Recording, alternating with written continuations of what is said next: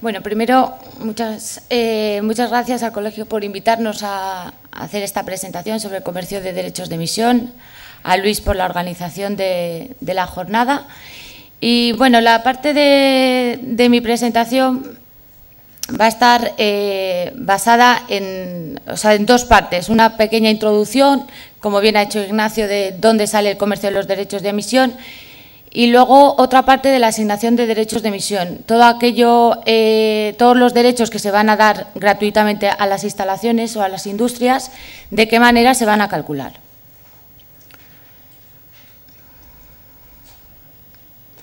Bueno, en la introducción vamos a resaltar, vamos a ver cuáles son los orígenes de todo el comercio de derechos de emisión. No sé si lo conocerán, si no lo nombramos rápidamente.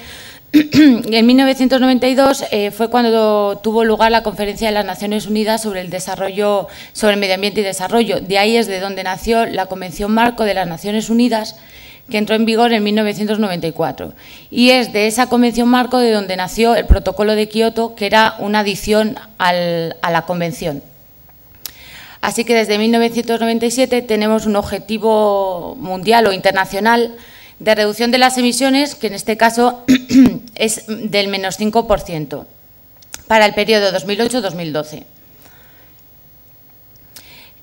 Para el cumplimiento del protocolo de Kioto, para los países que no pudieran reducirlo bajando las emisiones directas, se establecieron unas vías alternativas para el cumplimiento. Estas vías alternativas son el uso de los sumideros de gases de efecto invernadero y los mecanismos de flexibilidad.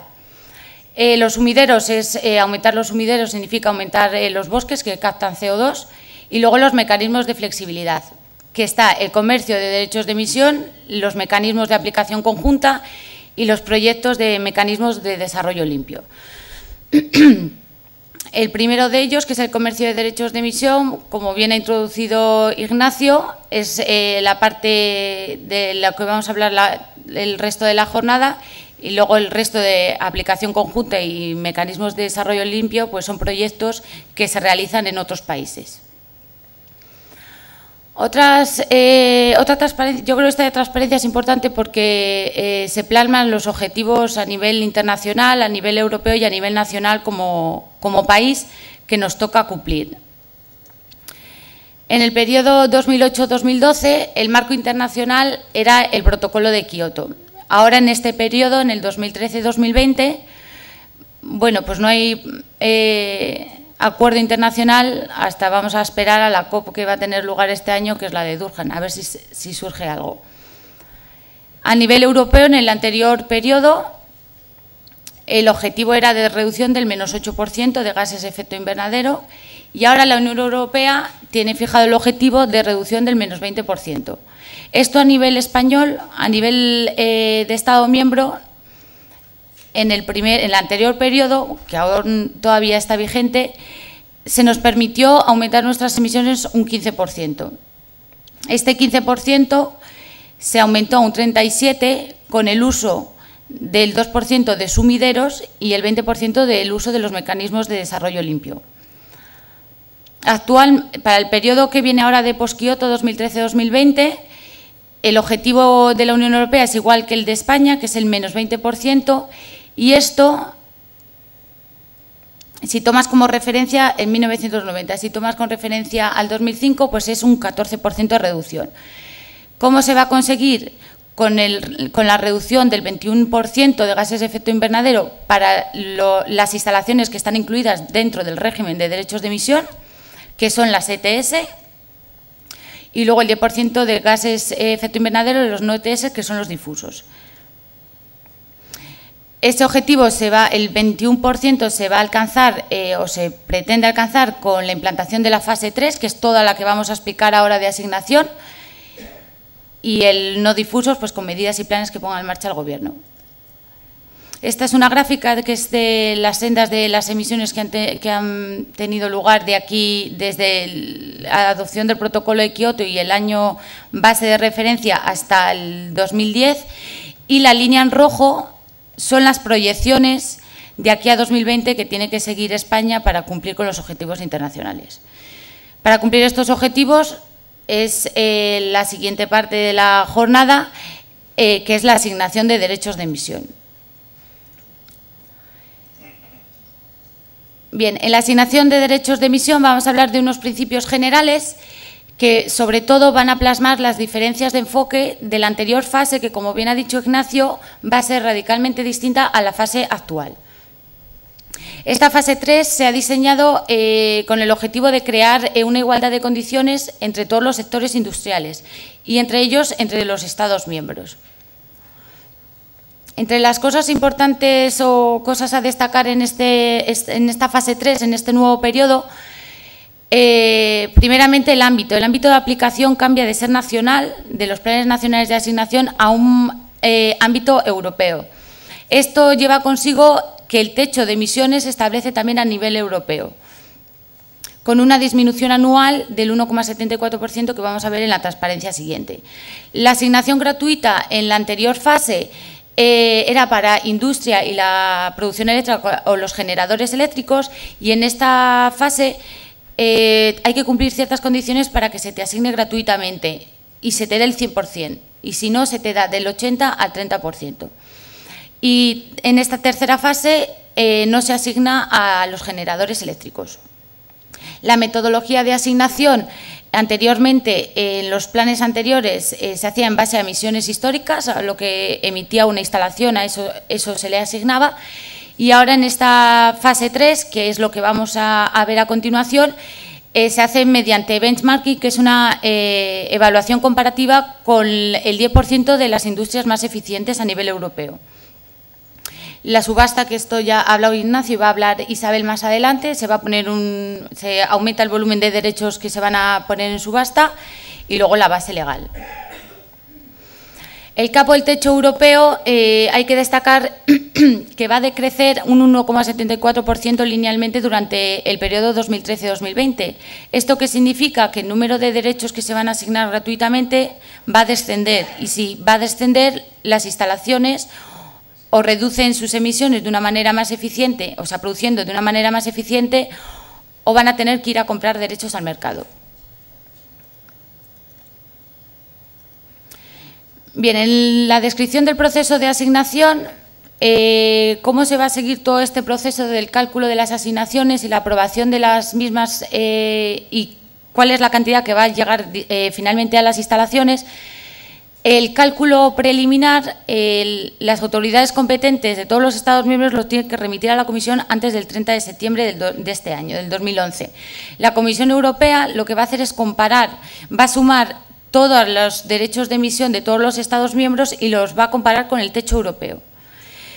¿Qué ocurre? Que si estas asignaciones de derechos gratuitos a las instalaciones lo va a comparar con el CAP, y si este es menor al CAP, simplemente se va a quedar la asignación preliminar como la inicial, perdón. Y si es superior al CAP, lo que va a hacer la Comisión es aplicar o calcular un factor de corrección intersectorial que explicaremos al final de la presentación. A esto se le va a multiplicar por un factor de riesgo de fuga de carbono y se dará la asignación final, que será la que llegue a las instalaciones. Durante todo este proceso que se finaliza y comienza otro, de la aprobación de las reglas de asignación, la Comisión Europea ha puesto a disposición está poniendo a disposición de los Estados miembros una serie de guías y unos documentos para llevar a cabo la asignación. Bien, ¿quién es susceptible de recibir asignación gratuita? ¿Qué instalaciones? Bueno, pues estas instalaciones que recibirán derechos gratuitos de emisión serán las que aparecen en el anexo 1 de la Ley 13/2010, que es la que modifica la Ley 1/2005, que establece el marco del comercio de derechos de emisión.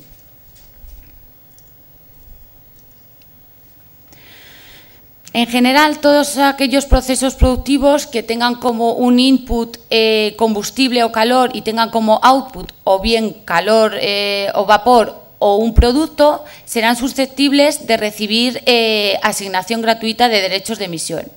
Todos salvo las instalaciones de producción de electricidad, de almacenamiento, transporte o captura de CO2, que estos en esta fase no van a tener ningún derecho gratuito. Bien, ahora ya entramos de lleno en cómo se va a realizar el cálculo de los derechos que le corresponden a cada instalación. Bien, existen 4 metodologías de asignación, pero para aplicar esas metodologías, las fórmulas, hay que dividir la instalación en subinstalaciones. Estas subinstalaciones es la parte de una instalación en la cual se puede aplicar una metodología concreta específica de la asignación, que serán las que veremos a continuación. Sobre ella se va a aplicar una fórmula genérica que como resultado dará el número de derechos o de toneladas de CO2 permitidos, o sea, asignados gratuitamente, y será de la multiplicación de un benchmark y un hall. ¿Qué es cada uno de estos términos? Pues la de la subinstalación es la asignación gratuita que le va a corresponder.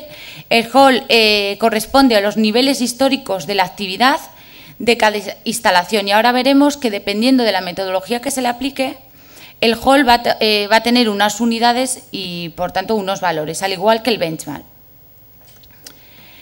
Bien, pues el periodo histórico o el hall será la mediana de la producción del producto que tengamos, del consumo de calor, consumo de combustible o de emisiones anuales históricas en el periodo comprendido, bien entre el 2005 o el 2008 o bien entre el 2009 o el 2010. Aquí se deja a las instalaciones elegir qué periodo les conviene elegir según sea el hall mayor. Y es importante también tener en cuenta que este periodo tiene que ser el mismo para todas las subinstalaciones. Ahora veremos más en concreto cómo se divide en subinstalaciones. Bien, estas son las 4 metodologías de asignación de las que he hablado al principio, que es benchmark de producto, por benchmark de calor, por benchmark de combustible y por emisiones de proceso. El benchmark de producto la asignación está basada en la producción de los productos. Ahora veremos qué condiciones tiene que cumplir para que se pueda aplicar esa metodología. Benchmark de calor, que está basada en la cantidad de calor consumido en nuestra instalación en forma de vapor. Benchmark de combustible, pues igualmente el combustible consumido y las emisiones de proceso, que son el resto de las emisiones que no entran por las anteriores metodologías. Y se aplican según este orden de aplicación, es decir, hay que ir descartando las anteriores para seguir a la siguiente. Bien, la primera de las metodologías es el benchmark de producto. ¿Cuándo sabremos que nuestra instalación se puede aplicar, se le puede calcular el número de derechos de emisión con esta metodología? Bien, pues el producto de nuestra instalación, de nuestra fábrica, tiene que estar contenido en el anexo 1 del borrador de la decisión. Si aparece nuestro producto, entonces es cuando se aplica esta metodología. Aparece una lista de 52 productos de casi todos los sectores que al principio ha nombrado Ignacio, que están dentro del régimen. Entonces, la fórmula a aplicar era la que habíamos puesto al inicio, y los valores que toma cada uno, pues el benchmark será el número que aparezca en el anexo 1 y el hall serán toneladas de producto al año. Más gráficamente, si este es nuestro proceso de producción, en lo que los inputs son combustible y combustible que se transforma en vapor, tendremos emisiones de combustión y emisiones de proceso, podremos tener emisiones de proceso y emisiones de combustión. Tenemos un producto para el cual está definido un valor de referencia en el anexo 1 que ya he comentado, del borrador de la decisión. Esta metodología cubre todas las emisiones de la instalación. La segunda metodología es el benchmark de calor. Este benchmark de calor, si no tenemos benchmark de producto y tenemos un consumo de calor medible, y es el calor medible cuando se define que es el calor neto transportado en forma de vapor, aire caliente o agua para el cual se ha instalado, se puede instalar un medidor de calor. Si no tenemos esas mediciones de calor, se basa en mediciones de eficiencia energética, de eficiencia en la producción, y si no hay mediciones, se utiliza un 70% por defecto. Este calor no se debe emplear a la producción de electricidad, no está incluido dentro de la metodología anterior, si no, no se podría aplicar, y es consumido, o sea, producido por una instalación ETS. Bien, gráficamente, como hemos hecho, bueno, primero es la fórmula, que aquí, bueno, el benchmark de calor toma el valor del 62,3, que ese valor ya es fijo, y lo único que tendremos que buscar en nuestra instalación es el valor histórico del consumo de vapor en la instalación. Y gráficamente, pues ahora lo que tenemos que fijarnos es que no tenemos un producto con benchmark de producto, hay que buscar el consumo de vapor en nuestra instalación y se cubrirán esas emisiones. Y esto quedaría definido una subinstalación de benchmark de calor. La de combustible, pues cuando se aplica, cuando las anteriores metodologías no se han podido aplicar, es decir, no tenemos un benchmark de producto definido en el anexo 1, tampoco tenemos consumo de vapor o este no es medible. Entonces, lo que hacemos es contabilizar el consumo de combustible. Este combustible no se tiene que quemar en antorcha y es para calentamiento directo o para transformación de energía mecánica. La fórmula es igual que la anterior, lo único que el valor que toma ya es fijo también, que es de 56,1, y el Hall es el nivel histórico del consumo de combustible. Gráficamente, igualmente, esta metodología cubre esta parte de nuestro proceso productivo y será una subinstalación por benchmark de combustible. Y las emisiones de proceso, pues cuando las anteriores metodologías no se han podido aplicar y quedan emisiones como descomposición de carbonatos, en algunas transformaciones químicas se dan en hornos, emisiones de CO2, esas se denominan emisiones de proceso. Y aquí lo que se toma es un valor del 0,97%, del 0,97, que multiplica el histórico de esas emisiones.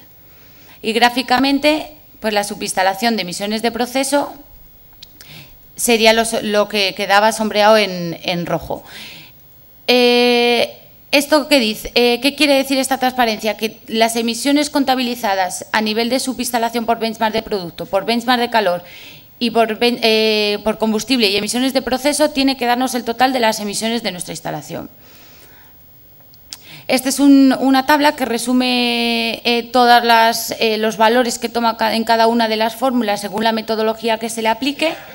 Y bueno, gráficamente de dónde sale, que son los anexos de la decisión, de dónde sale cada valor. Como habíamos iniciado en la presentación, la instalación hay que dividirla en subinstalaciones. Estas subinstalaciones no tienen por qué coincidir con los límites físicos del proceso productivo.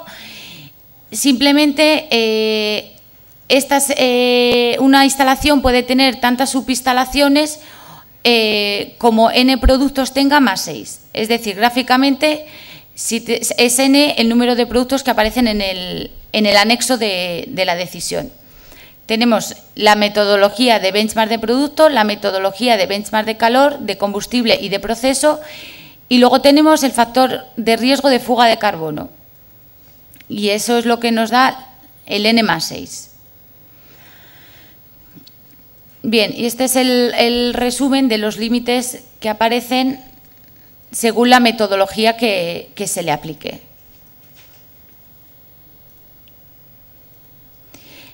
Como iniciamos en la presentación, a las asignaciones que correspondan al aplicar todas estas fórmulas, se prevén unos factores de corrección. Uno de ellos es el factor de fuga de carbono y el factor de corrección intersectorial. El factor de fuga de carbono se estableció para unos sectores que están en fuga de riesgo de carbono, es decir, de deslocalizarse a países donde no tienen compromisos de reducción de emisiones. Estos sectores son los que figuran en la decisión 2010/2 de la Unión Europea. Y es una lista que está actualmente en vigor hasta el 2014 y se revisa cada 5 años.